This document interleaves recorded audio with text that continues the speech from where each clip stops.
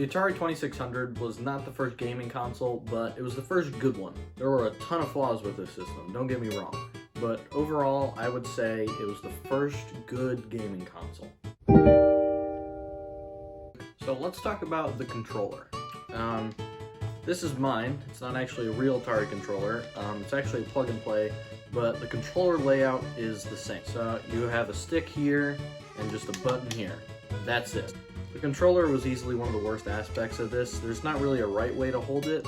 If you hold it like this, which I would say is the best way, the edge is kind of digging into your palm a little bit. But for what the Atari was, this thing definitely did the job. I would have preferred something like this. This is another plug and play I have. And what I like about this one is the rounded bottom here, so this makes it a lot more comfortable to hold this part, and the joystick moves around a lot more. I think this would have been the ideal Atari controller, but something like this works just fine. Alright, so let's talk about the games on this thing, because you know, that's really what the console is about. Pitfall, one of the classic games for the Atari. It's pretty simple. It's kind of like an endless runner that we have today. It was actually made by Activision, who makes Call of Duty. This is one of their first games, so it's really fun to go back to. So if you have an Atari or an Atari emulator, I would definitely recommend this game. Just realized I had an Atari shirt, so I decided to put that on. And there were some Nintendo games on here as well. There's the original Donkey Kong, which is pretty fun, simple game. And in my opinion, the best game on the 2600, the original Mario Bros. Arcade game. This game is super underrated, but it's a ton of fun to just go in and try to get a high score. There was also a really bad looking version of Pac-Man, but Pac-Man is Pac-Man, so it's not that bad. Breakout and Pong are also on here, which is expected for the time.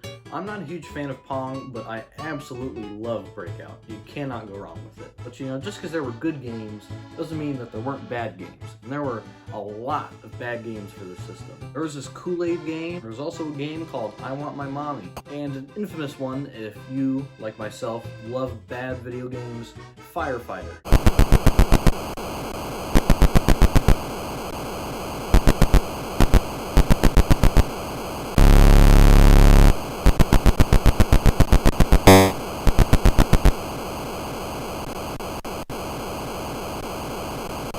And to put the cherry on top of just god-awful games for this system, there's 3D Tic-Tac-Toe, which is exactly what it sounds like. Tic-Tac-Toe in 3D on the Atari graphics. Even though Atari is not nearly what it was in the 70s, it has done something special with the 2600. I have never owned an original 2600, but somehow I still adore a bunch of the games on here.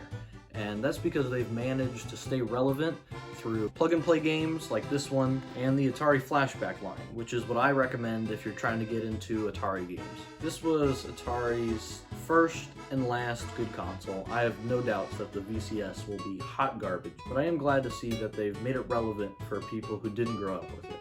I'd say this console is a 6.5 out of 10. There are a bunch of games that have been obliterated by the passage of time, but overall there are enough that can keep it coming back.